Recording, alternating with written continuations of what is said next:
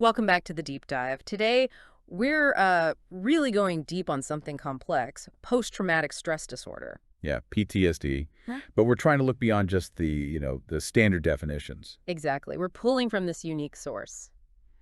It's a conversation, almost an interrogation, really, with author Boris Borokhov about his new book. Right. And what's fascinating is Yeah. this interview was guided by advanced algorithms, really pushing him on the detail. Algorithms asking the tough questions. I like that. And his book uses a few different angles, doesn't it? It does. There's Yeah. the biopsychosocial model, Yeah. biology, psychology, social factors.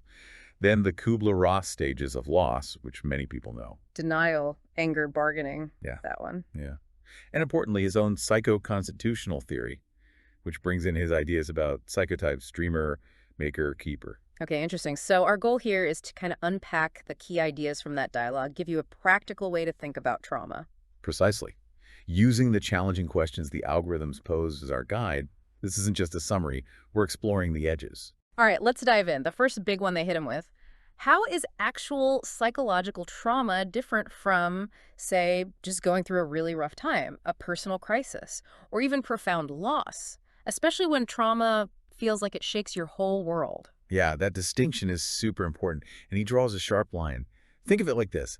Trauma, he says, can potentially be healed or at least compensated for, especially if it's tied to a real loss. Okay. But loss itself, true loss, you can't really heal that absence. You can only find ways to compensate to live with it. Right. The thing lost is just gone. So trauma might be fixable, loss needs adapting to. How does a crisis fit? He uses analogies for the depth difference. Yeah. A crisis versus trauma, like a puddle versus the ocean. Okay. Big difference. Or maybe more like cracks in the pavement versus deep tectonic faults shifting underneath. Tectonic faults. Yeah, that hits home. That sense of fundamental disruption and the actual feeling, the emotional experience must be worlds apart. Totally different.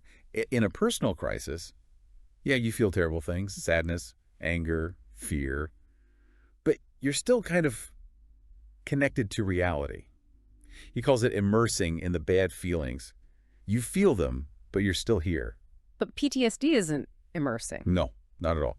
With PTSD, you're not just remembering. You are reliving it. It's like a break. You're literally falling through time. Falling through. Yeah, he describes it vividly. You're back on the battlefield, hearing the shots, you're seeing the fire, smelling the smoke, your body tenses up, sweats. You were there, not just thinking about it. That intense sensory reliving, that's what a trigger does. Exactly. A trigger isn't just a reminder. It like snatches you out of reality, throws you back into the worst moment. Back into the trench, the burning car. Face to face with the abuser. Instantly. And that keeps people tracked, right, in that cycle. He calls it an enchanted carousel. Spinning from denial to anger, bargaining, sadness, but then, crucially, back to denial. Never getting off at acceptance. Stuck. You can't seem to land on acceptance and stay there. Which I imagine leads people to try anything to get off that ride. Sometimes destructive things. Sadly, yes. Yeah. That's where the false friends come in. Alcohol, drugs, trying to numb it, escape it. And then you have this awful double battle, PTSD plus addiction. Yeah, incredibly tough. Okay, so that clarifies the experience. Now, building on that, how does the author actually define PTSD? He defines it as a pathological state, but links it specifically to the inability to readapt after the trauma. It's not about the fear or reaction during the event. It's normal survival stuff. Right, fight or flight. Exactly. The problem, the PTSD, is about lacking the necessary resource to get back to a normal life after the danger has passed. Resource. Okay, that sounds important. What does that entail? He breaks this resource down into three key parts. First is intelligence. Intelligence, as in IQ. Not just IQ, but more like cognitive processing ability. Being able to take control of your emotions afterwards, to sort things out. Sorting things out. Yeah, like putting things in mental boxes.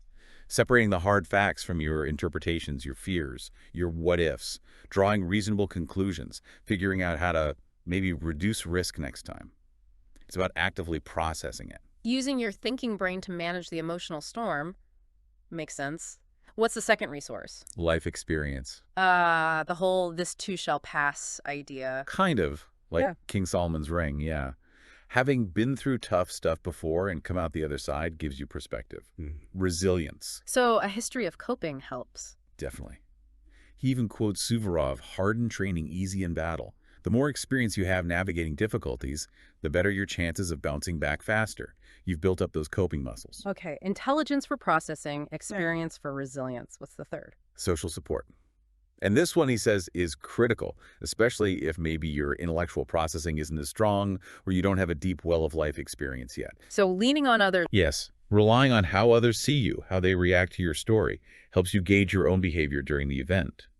Did you do okay? Are you still part of the group? And it's not just about avoiding criticism, right? Indifference is bad too. Absolutely. Indifference can be devastating. It's that basic need to be seen, acknowledged, welcomed back by the tribe, to be seen as still alive, still one of us, not an outcast. That social mirroring is vital fuel. Intelligence, experience, social support.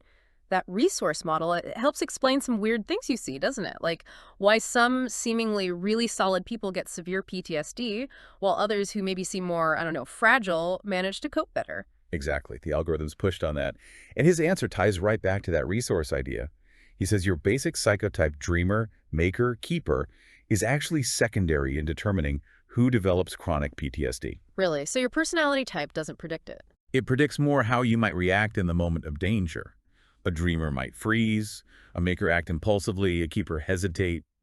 But whether you get stuck afterwards, whether you can readapt, that depends more on your resources. Intelligence, experience, support. So personality shapes the initial reaction, resources shape the long-term outcome, the adaptation or maladaptation. That's the idea. Psychotype becomes more important later for tailoring therapy. Knowing if someone's a maker helps you address potential impulsivity in recovery, for example. A dreamer might need help engaging, not withdrawing. Okay, now this next part is really mind-bending. They asked him about false loss. Can you get PTSD from something terrible you thought happened but actually didn't? Like being told your child died, but it was a mistake.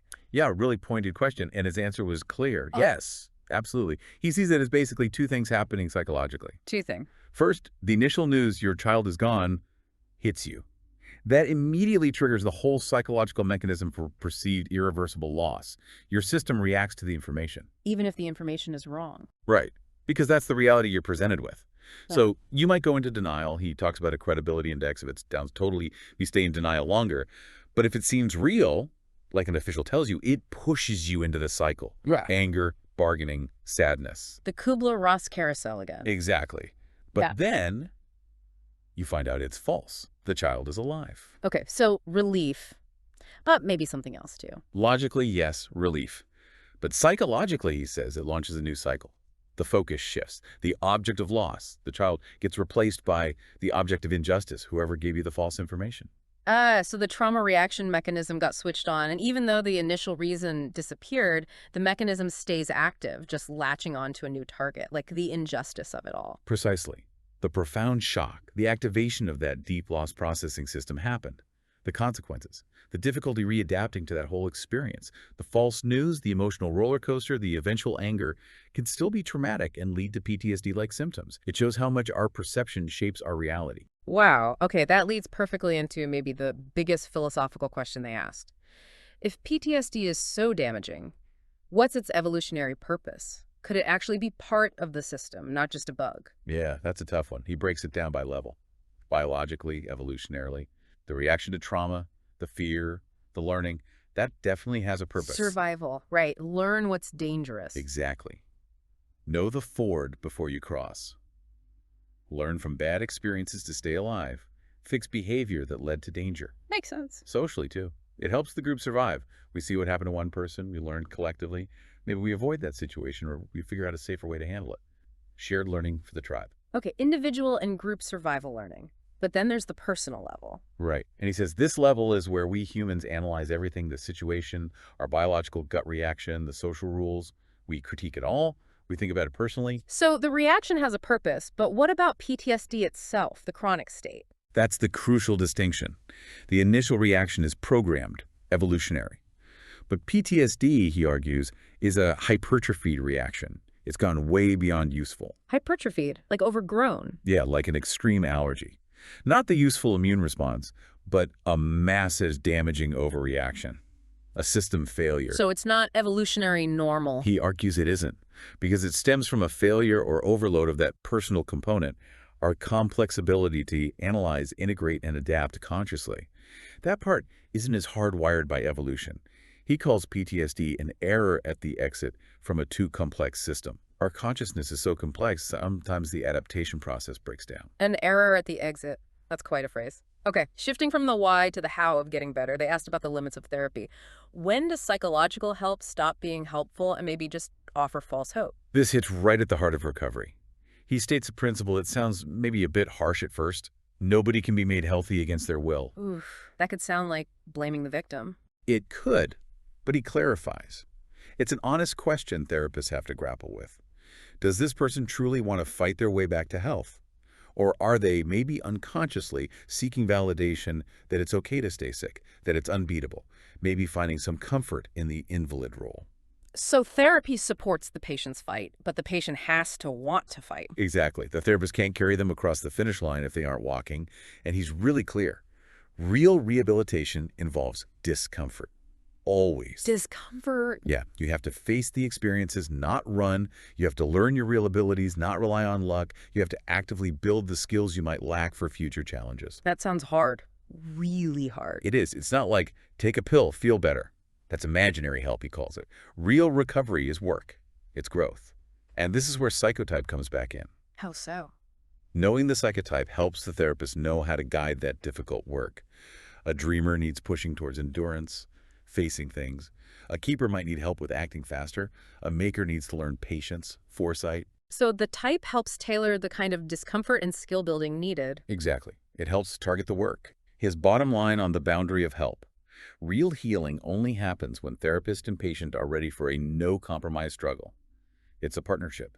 Neither can do it alone. That's the illusion. A no compromise struggle. No. Powerful. Okay, last big question, and it's a really subtle one. What if someone survives trauma and they change a lot? They become tougher, maybe less emotional, more closed off. Is that recovery, adaptation? Or is it just another mask for PTSD, like a personality deformation? Who decides? Yeah, this is crucial because people do change after trauma, sometimes profoundly. He says changes happen on the personal floor, your view of yourself, others, life, values shift, old interests die. Someone might genuinely say, I'm a totally different person. Okay, so change happens. But is it good change or bad change? Adaptive or maladaptive? His criterion goes back to that biopsychosocial model. Ask, is this new person more adapted to life across those three levels? Okay, break that down again. How do we assess adaptation? Biologically, are they healthier? Need less medical intervention? That's a good sign. Socially, are their relationships better? Quantity, quality. Have they maintained or improved their social standing? Do people connect with them? That's social adaptation. Psychologically, do they need less constant searching for peace of mind from therapy or support groups? Seeking less sympathy, more self-aware, more self-accepting. That's psychological adaptation. So if they're functioning better across the board biologically, socially, psychologically, then the change is adaptive. Exactly. Then maybe Nietzsche was right, you know? What doesn't kill us makes us stronger. The trauma forced a restructuring, but the result is greater overall functioning. Then the opposite, the more common scenario. That's maladaptation, which he basically equates with PTSD in this framework. Biologically, they're sicker. Socially, they're more isolated, lower status. Psychologically, they're stuck searching for peace externally. That whole picture of poor functioning is PTSD. It's about the outcome, how well you're navigating life now, not just how different you feel inside. That makes a lot of sense. And the source used some amazing real-life examples for this, didn't it? Incredible examples. Viktor Frankl survived the Holocaust, lost his family, but developed logotherapy, found meaning, became this icon of resilience. He accepted a new identity forged in horror. Jean-Dominique Babi, the editor, with locked-in syndrome after a stroke. Right. Could only blink an eyelid, yet dictated a whole book. He accepted his physical reality, found meaning internally, through memory, through that tiny connection to the world. And Jason Redman. The Navy SEAL, terrible facial injuries in Iraq, didn't hide, became a speaker, started a foundation for veterans, found strength through his injury, used it to connect and serve. What's the common thread there? They changed profoundly, but weren't defined as victims. Exactly. Their new identities came from conscious choice, awareness, engaging with life as they now were. They accepted the new configuration. They didn't just try to rewind to who they were before. They built something new from the wreckage. Accepted the new configuration. That's powerful. Okay, so wrapping this deep dive up, We've seen PTSD isn't just the initial reaction, it's a failure to readapt afterwards. Driven by a lack of resources, intelligence, experience, support, and crucially, needing the individual's will to fight for recovery. And that healing is tough work, a partnership, no easy fixes, discomfort is part of it.